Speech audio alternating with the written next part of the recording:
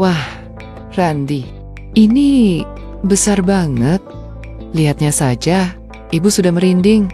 Bagaimana rasanya kalau dicicipi?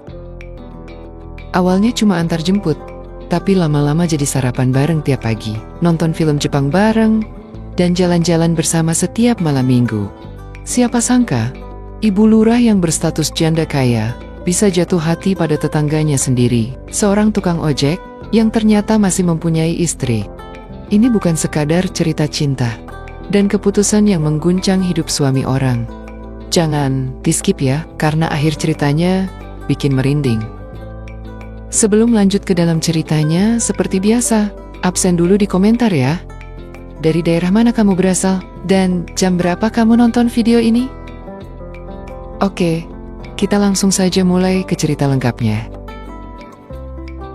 Ibu Susi menjabat sebagai lurah di Kelurahan Wira Asih. Ia dikenal disiplin dan berwibawa. Meski sudah lama ditinggal suaminya yang kabur bersama perempuan lain, hidup Ibu Susi tetap tertata. Ia tinggal sendiri di rumah besar peninggalan orang tuanya. Selain menjalankan tugas sebagai lurah, ia juga mengelola usaha peternakan sapi yang cukup besar di pinggiran kota. Usianya hampir 50, tapi penampilannya masih terjaga. Ia tidak banyak bicara soal masa lalu, tapi semua orang tahu, ia pernah dikhianati dengan cara yang tidak sederhana. Pagi itu, rencana Ibu Susi terganggu. Sopir pribadinya mengabari bahwa anaknya sakit, dan ia harus izin mendadak. Padahal, ada pertemuan penting di kecamatan.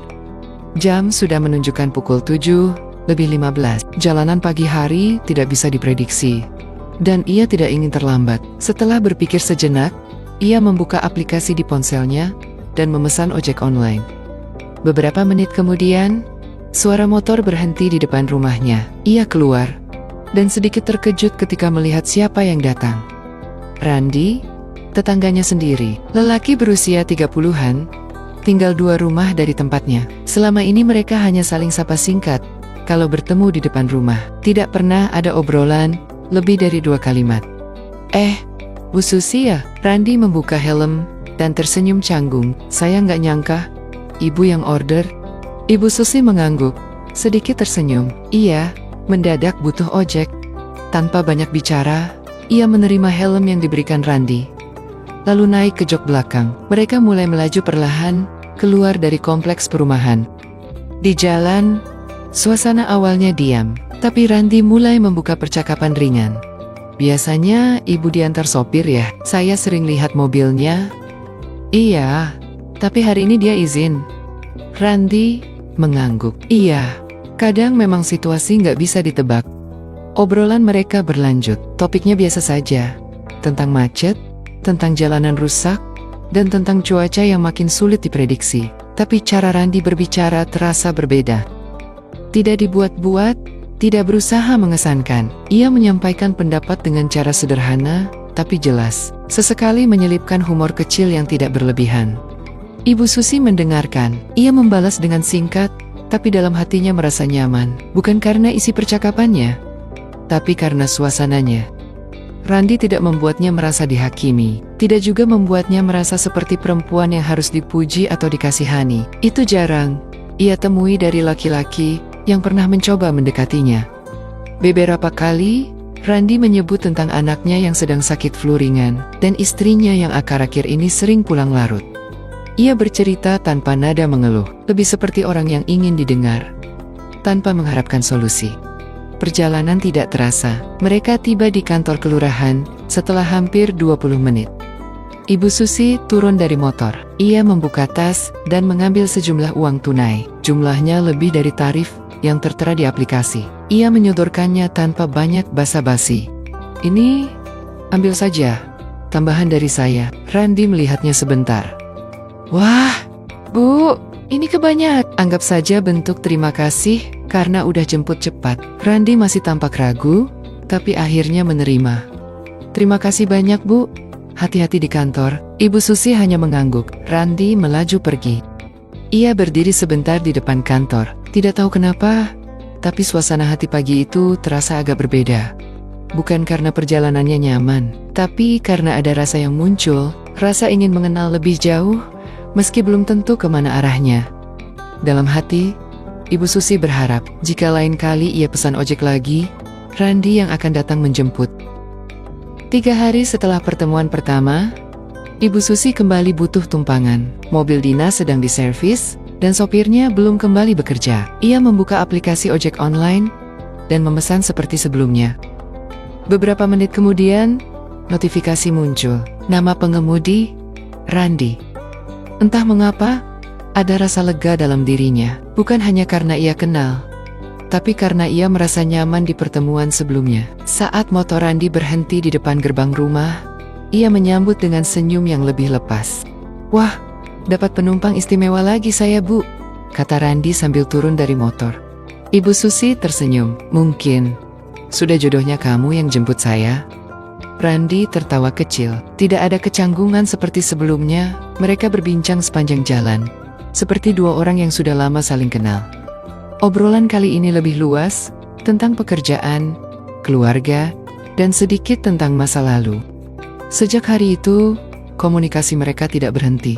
Awalnya hanya saling mengabari soal jadwal antar jemput. Lama-lama, pesan mereka mulai melebar. Randi sering mengirim pesan malam hari. Kadang cuma menanyakan kabar, kadang berbagi cerita kecil soal harinya yang melelahkan. Ibu Susi tidak keberatan. Ia bahkan menunggu pesan itu.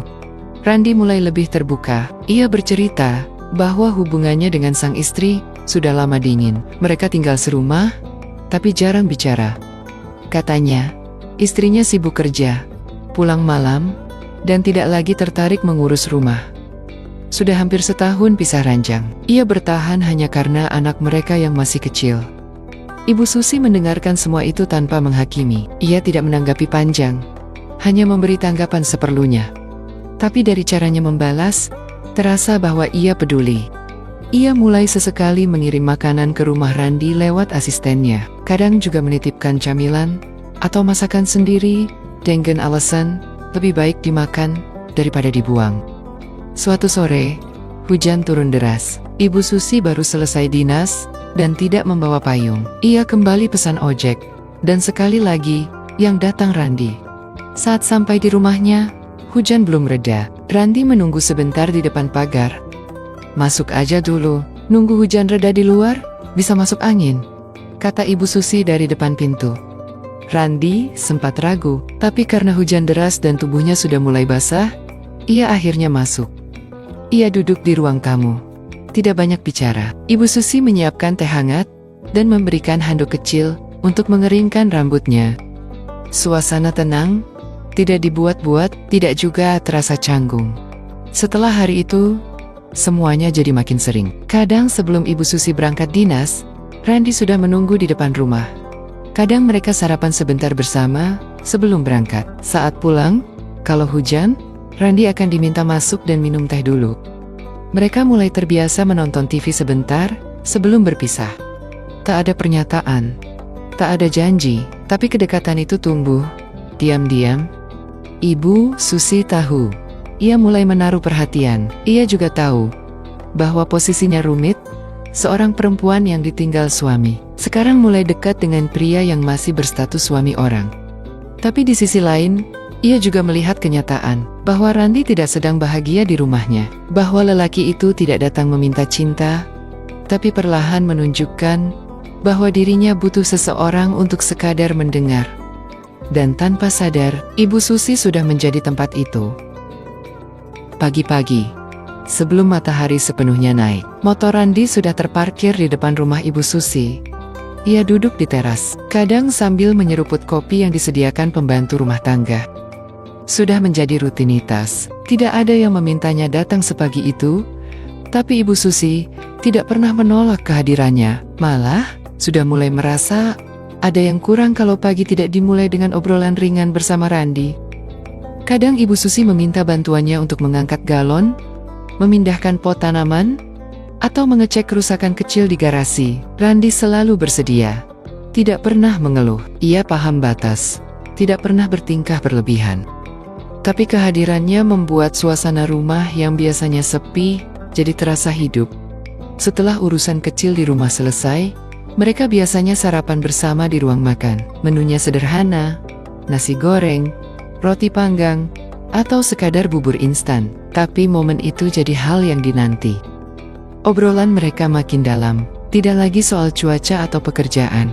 Kadang mereka berbicara soal hal-hal yang lebih pribadi, tentang bagaimana sulitnya merasa sendiri meski dikelilingi orang, tentang ketakutan menua tanpa teman bicara, tentang anak, tentang masa depan, dan tentang harapan-harapan kecil yang belum sempat diwujudkan.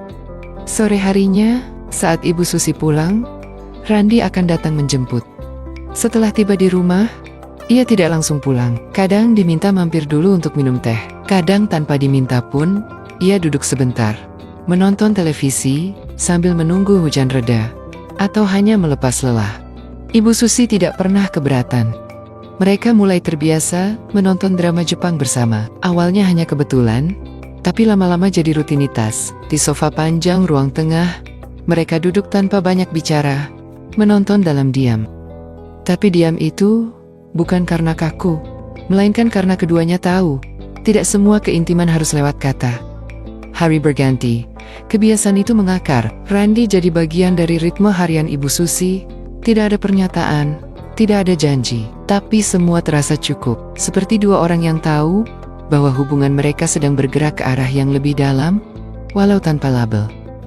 Namun, lingkungan sekitar tidak buta. Tetangga mulai memperhatikan. Gerak-gerik Randi yang makin sering terlihat di rumah Ibu Susi menjadi bahan pembicaraan. Awalnya hanya bisik-bisik kecil, lama-lama jadi gosip yang beredar di warung, pos ronda, bahkan grup WhatsApp warga. Ibu Lurah kayaknya sudah punya teman dekat ya? Itu tetangganya sendiri, yang kerja jadi tukang ojek. Sering banget ke rumah, katanya istrinya masih ada. Kok bisa begitu ya? Suara-suara itu tidak sampai ke telinga Ibu Susi secara langsung, tapi ia bisa merasakannya. Dari cara tetangga menatapnya, dari lirikan orang-orang saat ia lewat, bahkan beberapa staf di kantor mulai bersikap berbeda. Lebih menjaga jarak, lebih memilih diam saat berbincang. Randi juga menyadari perubahan itu. Suatu hari ia bilang, "Kalau ibu mulai merasa terganggu, saya bisa jarang ke sini." Enggak apa-apa.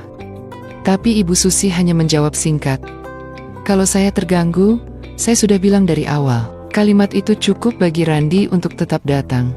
Seperti biasa, mereka sepakat untuk tidak terlalu memikirkan omongan orang. Hidup mereka sudah terlalu lama dikendalikan oleh penilaian luar. Kini, saat akhirnya menemukan kenyamanan, mereka tidak ingin terganggu oleh hal yang tak bisa mereka kontrol. Meski begitu, tidak bisa dipungkiri bahwa tekanan dari luar tetap terasa. Ada hari-hari di mana Ibu Susi memilih menutup tirai lebih rapat, ada momen ketika ia bicara lebih sedikit. Tapi Randi tidak pernah mendesak. Ia tahu, setiap hubungan punya masa-masa diuji. Dan ia juga sadar bahwa kedekatan mereka bukan hanya soal perasaan, tapi juga tentang keberanian menghadapi realitas. Dan realitasnya sekarang, mereka sudah seperti pasangan. Meski belum ada pernyataan cinta, tidak ada pelukan, tidak ada genggaman tangan, tapi ada kehadiran yang terus-menerus, ada perhatian yang konsisten. Don dari satu, rasa tumbuh. Bukan karena dipaksakan, tapi karena dipaksakan.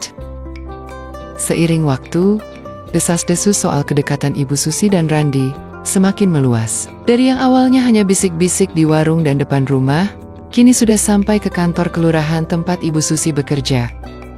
Rekan-rekan sejawat mulai memperlihatkan sikap berbeda. Ada yang sengaja meledek, ada yang memberikan tatapan penuh tanda tanya. Beberapa kalimat sindiran terselip di sela obrolan saat rapat. Tidak langsung, tapi cukup membuat suasana menjadi tidak nyaman. Ibu Susi berusaha menjaga profesionalitas. Ia tidak menanggapi secara terbuka.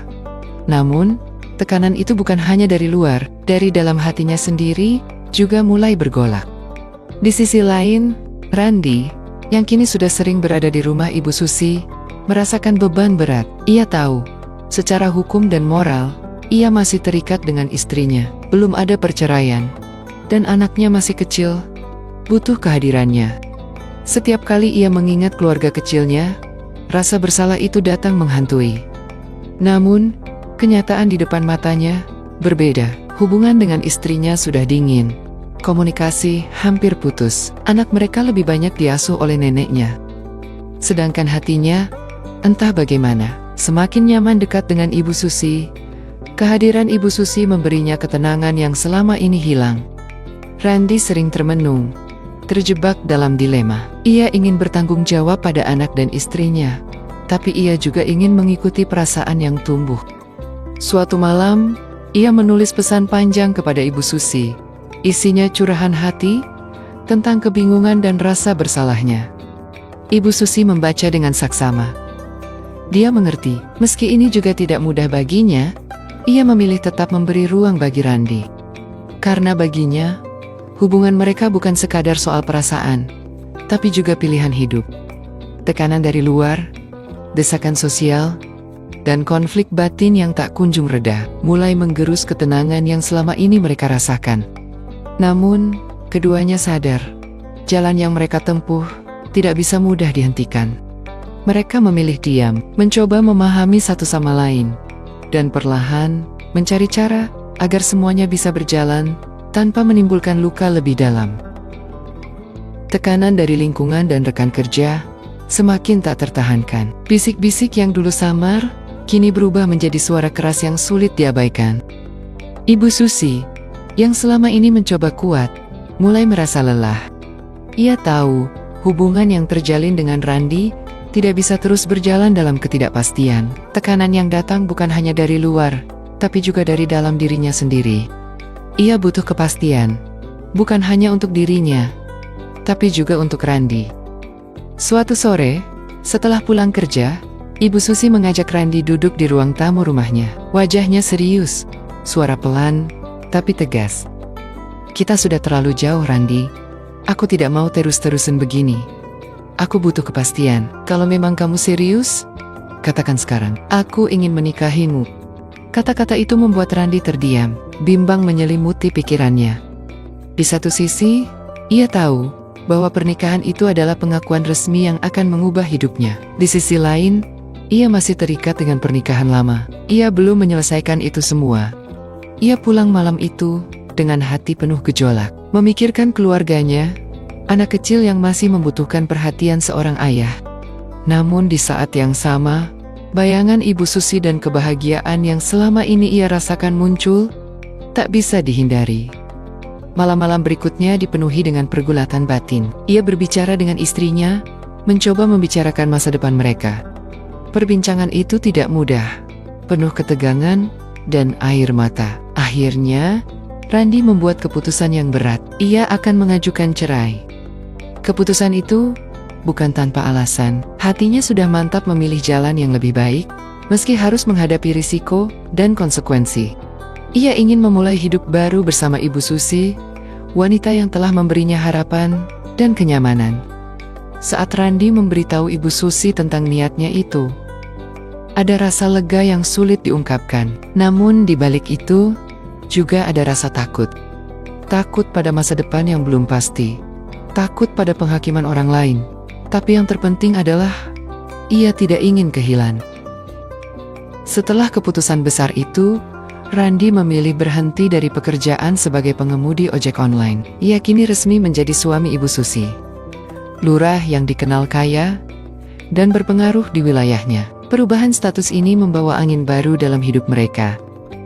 Ibu Susi meminta pindah tugas ke kelurahan lain. Ia ingin menjauh dari lingkungan lama yang penuh tekanan dan gosip. Keputusan itu juga untuk memberi ruang baru bagi hubungan mereka, agar bisa tumbuh tanpa bayang-bayang masa lalu. Randy pun mulai menyesuaikan diri dengan peran barunya. Ia tidak lagi berkutat mengantar penumpang, melainkan terlibat langsung dalam mengelola bisnis peternakan sapi milik Ibu Susi. Awalnya, ia hanya ikut-ikutan, tapi perlahan, Randy menunjukkan bakat dalam mengatur usaha.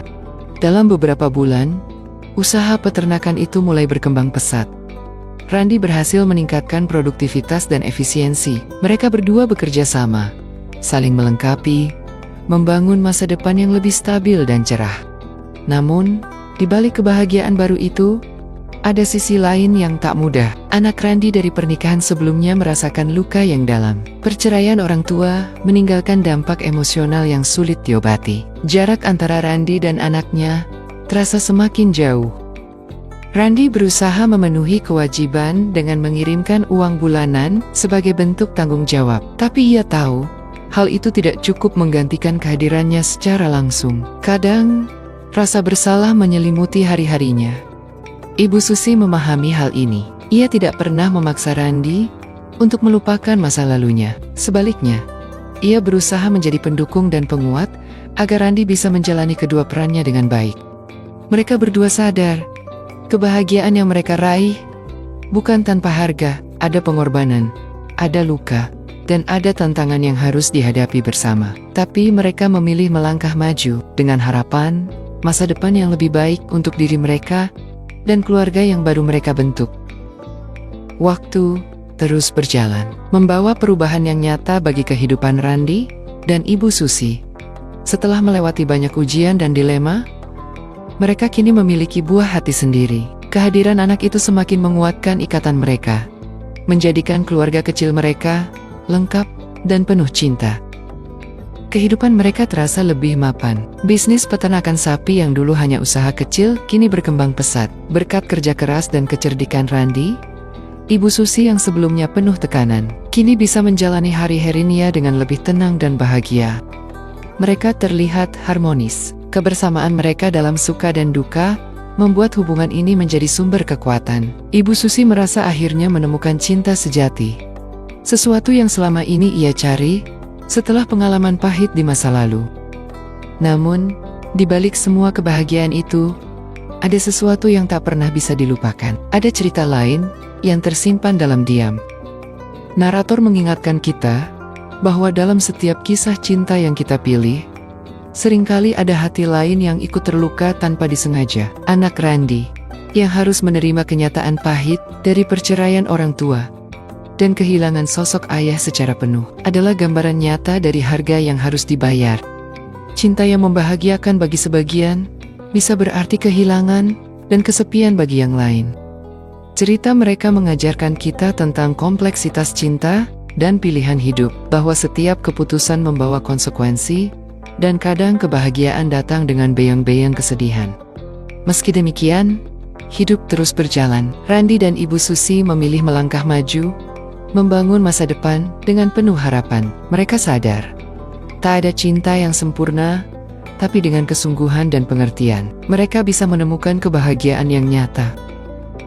Dalam hidup, tidak semua kedekatan diawali dengan cinta. Terkadang, rasa nyaman hadir lebih dulu, tumbuh pelan dari perhatian kecil, dari kebiasaan-kebiasaan sederhana yang terus berulang, seperti secangkir teh hangat yang tak pernah diminta, tapi selalu hadir di sore hari. Seperti pesan singkat yang awalnya hanya basa-basi, lalu berubah jadi ruang curhat, dan akhirnya jadi tempat pulang. Cerita ini mengajarkan kita bahwa hubungan manusia itu rumit. Tidak ada hitam putih yang mutlak. Seseorang bisa terlihat kuat di luar, tapi rapuh di dalam. Bisa tersenyum setiap hari, tapi menyimpan luka lama yang belum selesai.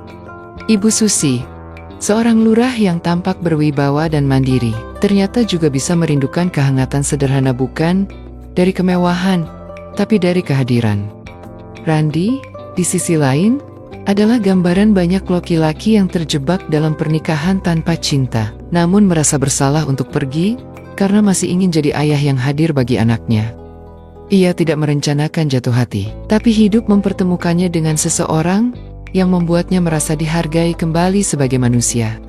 Namun, yang perlu diingat, setiap pilihan datang dengan konsekuensi. Ketika kenyamanan yang tumbuh itu mulai mengusik tatanan yang sudah ada, maka kejujuran dan keberanian harus ikut hadir.